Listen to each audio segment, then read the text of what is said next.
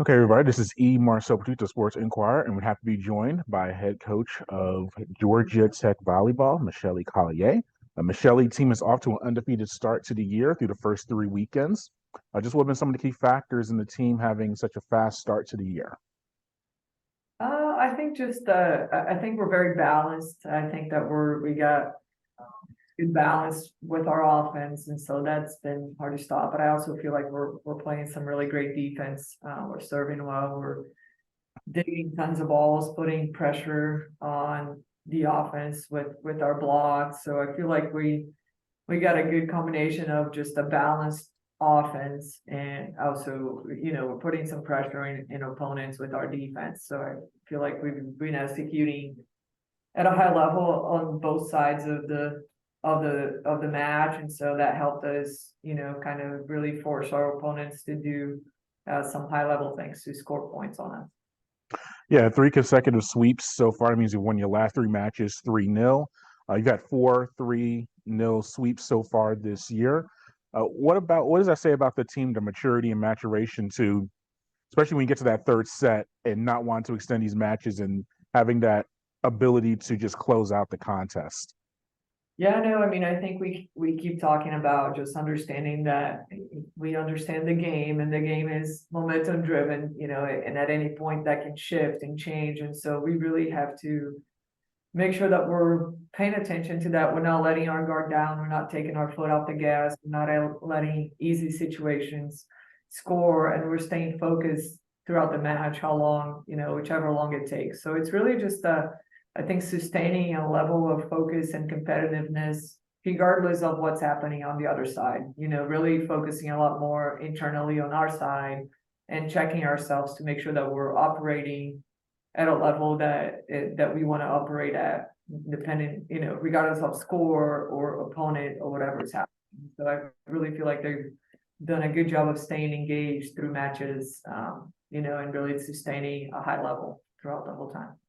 Yeah, and Bella's been a big part of that at the setter position. You're top 10 nationally in assists per set, top two in the ACC. What about her really taking control of that position in her senior campaign for you overall?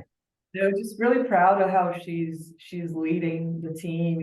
She is a source of energy, a source of a lot of her voice is important. She's really getting better, understanding the game, understanding her hitters situations, and I think she's been growing and growing through the years, and obviously through even every match that we go. I think that she's been making a lot of strides and doing just some great things, putting our hitters in good situations, and our hitters have done a good job too of helping her out of situations and scoring points and in other ways as well to help. And so collectively, I think obviously she leads that side of the game, and so she plays an important role. But I really feel that collectively we're doing a good job of helping each other out and being balanced, and really everybody being able to score points at any side, and makes us really hard to defend. Yeah, and how big has it been? You've had Bianca's been obviously strong for the outside for you offensively, but Larissa's been big for you as well, the freshman, and has had multiple, I think, ACC Freshman of the Year selections already. How valuable has it been to have another target, another offensive weapon to add to your rotation and just to help you overall? Yeah, no, I think it definitely creates a different dynamic to the opponent's defense, right? And Larissa not only hits from the front row, she also hits from the back row. She's doing some great things, and so it's not a side that you can forget and kind of key in on, one player. I think that we're, again, just our balance in the offense, I think, makes it hard for people to strategize and say, hey, we just got to take care of this player, because we have had different players lead in kills and numbers throughout different matches. So I really think that that's awesome. And Larissa came in and really just very naturally just kind of took over that position and that role, and it's been playing consistent and doing a great job. So I'm excited to see her keep getting better.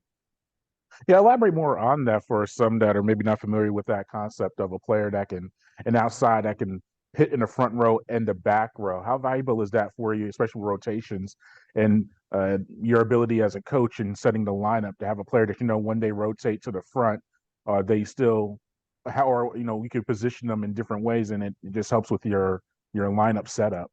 Yeah, no, I think that, the modern game and at the level that we want to play, we do have to have at least four hitters available at all times.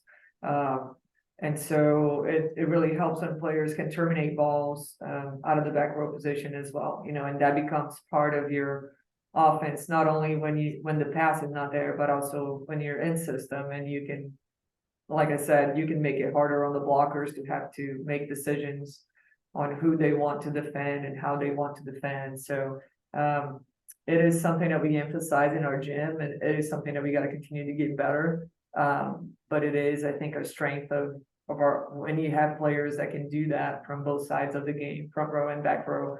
And it gives your offense a different dynamic to be able to stop it. Yeah, and Paolo's been a big contributor as well for you on the defensive end. The team ranks very high nationally in digs per set. Uh, how has she piloted the defense? So you mentioned it's a team effort, but how beneficial has it been to have a player like that be the leader as a libero for the squad? Yeah, no, happy for her, happy for her past performances. I think that she's really taken a step forward from the previous years. In the beginning of the season, really has, I think, understand scenarios, just really responding, putting herself in good position.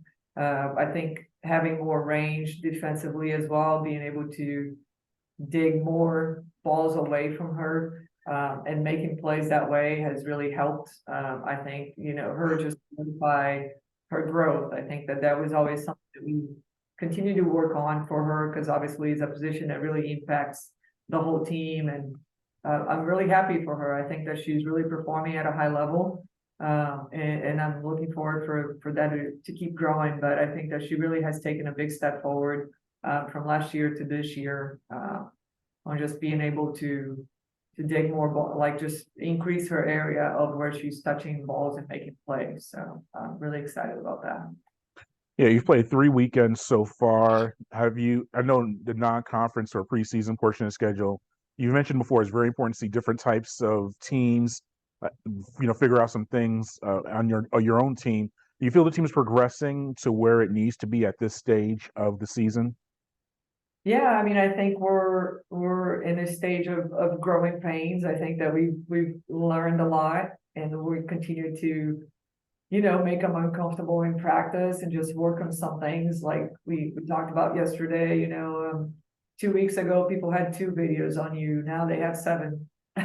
So I Yeah. mean, they're learning more and more about you, and we got to keep leveling up and taking small steps and in small increments. And I think that when you're already playing at such a high level, like those things are really hard to do because they're very small, but they make a big difference, right? And if you're already doing something really good, you're like, oh, what else can we do better? And there's so much more that we got to keep fine tuning and getting better. And so it is a little uncomfortable, I think, in our gym right now to try to, say, hey, let's try this, because we're thinking, our training we're thinking November, December, like what it is that we want to be doing. We need to be taking these steps forward. And so growth don't always come as visible to them because we are getting better, but at the same time, we're working on a lot of things that we are uncomfortable with right now, right? So I think it's fun. It's a fun environment to be a part of, but it's been, I think just growth. I think it's the word for us today, is we're trying to get better as we want to be the best team possible in the end of the year. And when you're winning, sometimes you tend to not look at those things. And so we're really making sure that we emphasize that even though we're winning, there's still a lot of things we can do better. And so we're working on those with our team. Yeah, and you get a change of pace in a good way this Friday when you host Georgia at McCamish, Yeah. and we saw Nebraska have their big. They played in the football stadium a few weeks ago and had the record-setting event. I think you're aiming for your own record-setting attendance for Georgia Tech volleyball. How are these matches for you? Because I know you have such a big advantage, playing in O'Keefe, but to be in the bigger gym, what's that experience like for the team, and how the preparation's been going for that? Yeah, no, I think even in preseason, I think all the gyms we played were pretty big, so that's helpful for us.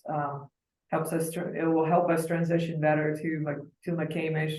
I think for us and for our program, it's all about growing the game, continuing to push forward, and I think that our supporters have done a great job of selling out O'Keefe over and over through the years, and so.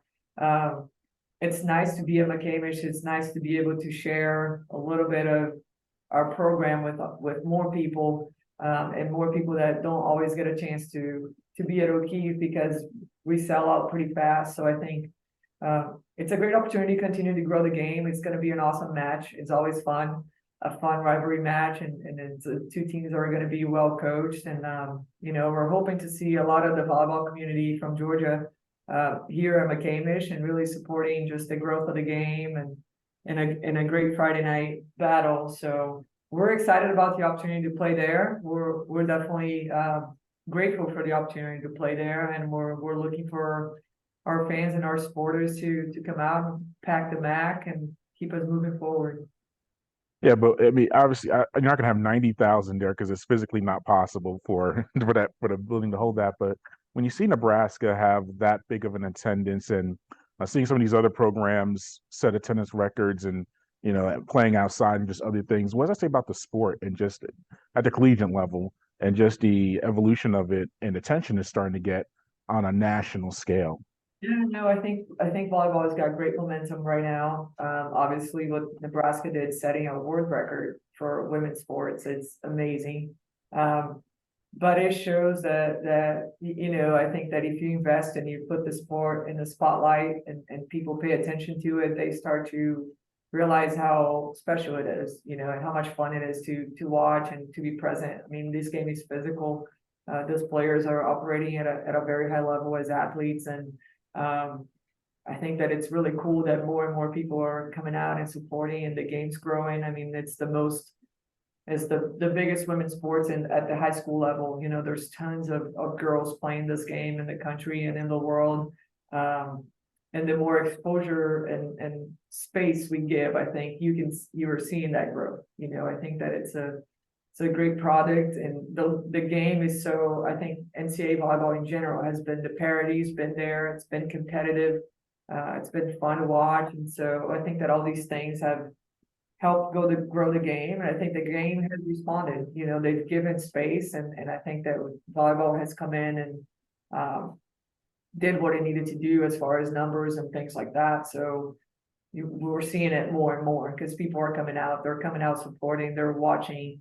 The players are performing at a high level. They're taking care of themselves so they can perform at a high level. Like, all these things are being done at a very good level, and the better product you keep putting out there, I think the more exposure you continue to have and grow the game. So it's been fun, and we're excited for a great night here. I think it's going to be a great volleyball night here Friday night. Yeah, and just on the match itself against the Bulldogs, so what have you seen from them so far this year, and what will you have to do well as a unit to emerge with a victory on a Friday night? Yeah, I mean, I think they're playing really well. They always have some great competitors on the court, so I like how they battle and their style of play. Obviously, great coaching staff, so they're gonna do some things to make us uncomfortable. So we're really just trying to be better than we were last weekend. I think that that's one of the things that we really have to keep pushing forward. But also understanding the type of challenge we're going to be facing, and being respectful of the things that they can do, and at the same time being prepared to respond at a high level for that. But we're going to have to slow down some of their big guns and really play good defense, put some pressure on them, and then sustain our level of efficiency offensively that we have had in the past few games. So it's going to be a big challenge for us, but we're looking forward to it, and we're excited about it. All right, Coach, thank you for your time. We appreciate it. Good luck this weekend, and we'll be catching up very soon. Thank you. Appreciate it. Uh, Hold on.